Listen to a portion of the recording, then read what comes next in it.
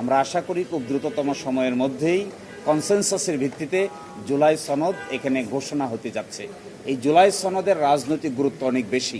ছাত্র জনতার অভ্যুত্থানের মাধ্যমে যা ঘটে গেছে তার প্রেক্ষাপট সেখানে থাকছে, এবং ভবিষ্যতে কি করণীয় তারও প্রেক্ষাপট সেখানে থাকছে, এবং নতুন যে সংস্কার করার পরে বাংলাদেশ কিভাবে চলবে তারও রূপরেখা সেখানে দেয়া হচ্ছে। এবং সেখানে বৃহত্তম রাজনৈতিক দল থেকে শুরু করে সকল পার্টিসিপেন্ট, সকল স্টেক হোল্ডার সকলেই আছেন, সকলেই একমত পোষণ করছেন। আমার মতে বাংলাদেশের ইতিহাসে এটি আরেকটা ঐতিহাসিক রাজনৈতিক দলিল হইতে যাচ্ছে। এই ক্ষেত্রে সকল রাজনৈতিক দলই আন্তরিক। আমরা আশা করব দ্রুততম সময়ের মধ্যে এটি ঘোষণা করে এই জাতিকে ক্রাইসিস থেকে রক্ষা করাই হবে অন্তর্বর্তী সরকারের মূল কাজ।